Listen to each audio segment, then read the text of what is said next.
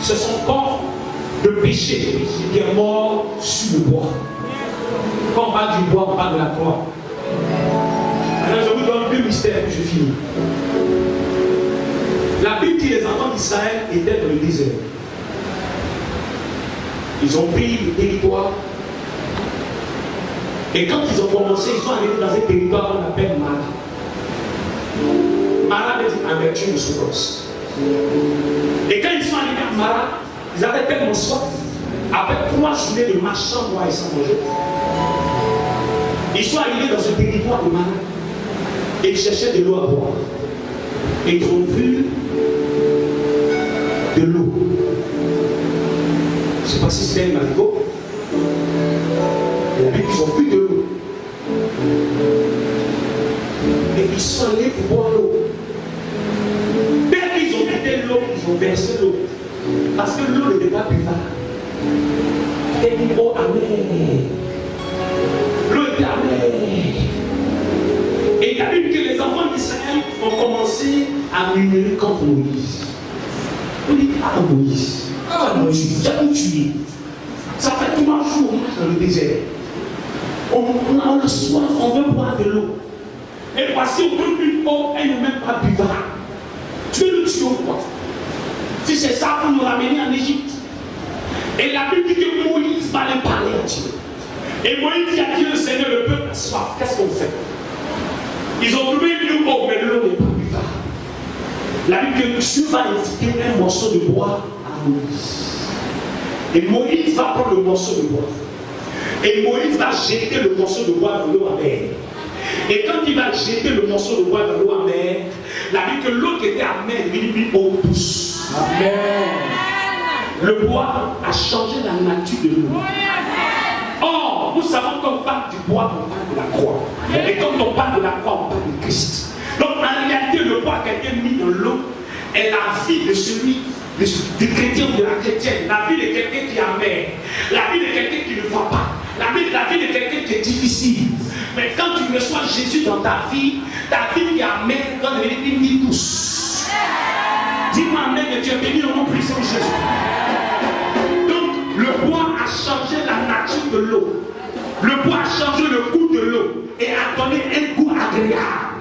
Quand Jésus rentre dans ta vie qui était une vie difficile et misérable et amère, devient une vie agréable. Ça veut dire qu'en Christ, on n'est plus dans l'amertume, mais en Christ, on est dans l'allégresse. Dis-moi amen, Dieu béni au nom puissant de Jésus. Dis amen, Dieu béni au nom puissant de Jésus. Au-delà de tous ces exemples, Dieu est en train de préparer le salut de l'humanité par la rédemption. Dieu est en train de préparer le salut des hommes par la mort de Christ sur la croix. Donc le bois dans l'eau amère est bien aimé Jésus-Christ qui entre dans la vie d'une personne qui est difficile. Je ne sais pas quelle est ta vie en ce moment. Tu pleures à longueur de journée, tu dis ta vie est dure, ça ne va pas, c'est compliqué. Tu ne peux pas être enfant de Dieu et avoir toujours une vie difficile. Tu peux traverser des épreuves, c'est vrai, mais les épreuves que tu traverses vont après t'amener dans la bénédiction et dans la gloire. On n'est pas chrétien pour vivre tous les jours dans l'amertume. Une personne qui est dans l'amertume ne peut pas adorer vraiment Dieu. Quand tu as assis la vie, tu sais comment te renvoyer de la maison. Quand tu as assis la vie, tu sais que le créancier t'attend à la porte. Dès que tu sors de l'église, il va te dire mon argent, ton adoration n'est plus vraie. Tu as assis là, mais tu n'es pas à l'aise. Tu as assis là, mais tu es inquiet. Quand tu es là et puis il y a des choses qui ne vont pas dans ta maison, ton adoration n'est pas encore totale. C'est vrai, tu aimes Dieu, mais ta joie n'est pas parfaite. Or, la volonté de Dieu est que ta joie doit être parfaite. Donc, Jésus-Christ est rentré dans ta vie afin de prendre ton amertume, ta souffrance, tes difficultés et de te donner une vie agréable. C'est pourquoi au sortir d'ici, j'enlève toute amertume dans ta vie par la puissance de la croix. Ton amen est trop faible, je veux vivre avec. Je veux un amen qui est converti, un amen converti. Alléluia. Quelqu'un dit ma vie devient douce. Quelqu'un dit ma vie devient agréable. Quelqu'un dit par la puissance de la croix.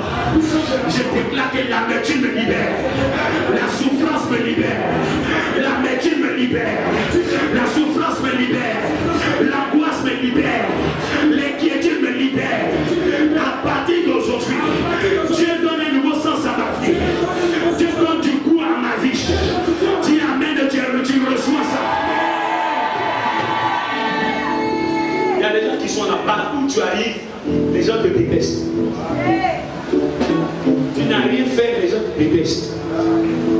Tu croises quelqu'un aujourd'hui, la personne que regarde bien aujourd'hui, la personne qui est bien le lendemain, la personne ne parle plus avec toi. Tu ne comprends pas. Mais tu dis, qui t'a fait quoi? Lui me dit, je ne sais pas. Mais tu m'élèves. Il faut quitter le monde. Ou bien la personne ferme son téléphone. Il y a des personnes qui sont là. On a mis l'amertume sur toi. Partout où tu arrives, il y a un problème. Partout où tu arrives, il y a un problème. Les gens qui t'aimaient hier ne t'aiment plus. Parce que ta vie a été enfouie par l'amertume. Il a été déclaré que partout où tu vas arriver, que les gens t'abandonnent. Il y a ces personnes qui ont ce genre de problème sur leur vie. On appelle ça aussi l'esprit de rejet. Tu es rejeté partout où tu rentres. Alléluia. Quand toi tu arrives, on dit, oh, si tu étais arrivé un peu plus tôt, on allait te prendre. Toi tu arrives toujours au mauvais moment et au mauvais endroit.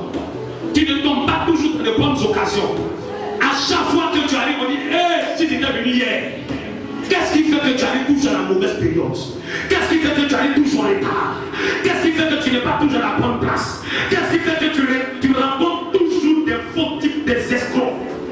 Qu'est-ce qui fait que tu rencontres toujours les gens qui vont te faire souffrir? Il y a de l'amertume sur ta vie. C'est pour ça que tu n'avances pas. C'est pour ça que même dans tes amitiés, tu rencontres toujours de mauvaises personnes. Il faut que l'amertume qu'on a mis en toi soit débarrassée par la puissance de la croix. Désormais, tu rencontreras des gens qui vont t'honorer. Si tu dis Amen, ça parle de toi. Désormais, tu rencontreras des gens qui vont te bénir. Désormais, tu marcheras avec des gens qui donneront une valeur et un sens à ta vie. Désormais, tu arriveras toujours à la bonne place et au bon endroit. Si tu as dit Amen, tu reçois cette prophétie. Je prophétise que même dans tes amitiés, l'amertume est retirée. L'amertume est retirée dans ton foyer. L'amertume est retirée dans ta famille. L'amertume est retirée dans ton travail. Dis Amen et tu es délivré au nom puissant de Jésus. À la prédication de la croix, Dieu change le goût de ta vie.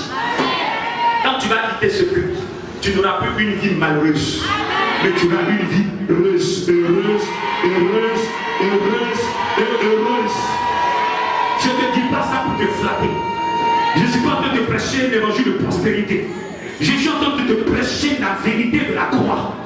Quand nous passons par la croix, nous avons droit à la vie. Nous avons droit à sortir de la malédiction et de la maladie. Nous avons droit à un nouveau départ. Le diable doit échouer dans notre vie. On ne doit plus rester dans la même situation. Tu ne peux pas être par la croix et rester dans la souffrance.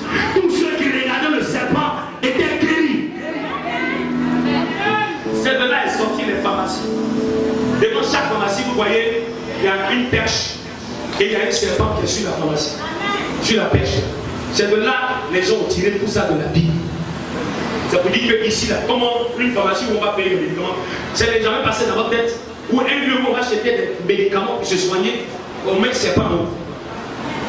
Tu t'es jamais posé la question pourquoi ce serpent qui est devant les pharmacies? Ça vient de la Bible. C'est de là sort cette parole. Ça vous dit quoi? Tous ceux qui regardaient le serpent derrière étaient guéris. Donc si quelqu'un rentre à la pharmacie, normalement, prenant les médicaments, il doit être guéri. Le monde prend la Bible pour faire ses affaires. Et puis nous les chrétiens, on n'a pas ces choses dans nos vies. On ne croit pas en ça, on ne bénéficie pas des privilèges de la croix. Alors que les gens prennent ça dans le monde, ils mettent ça devant leur pharmacie pour donner un sens à ce qu'ils font. Les représentations comptent devant Dieu. Alléluia. Donc il est important que tu crois à la prédication de la croix. Il faut qu'à partir d'aujourd'hui tu refuses la maladie qui est en toi. Tu refuses la mort qui est en toi. Tu refuses la souffrance qui est en toi. Et que je l'ai dit, je refuse cette situation. Est-ce que tu as bien refusé?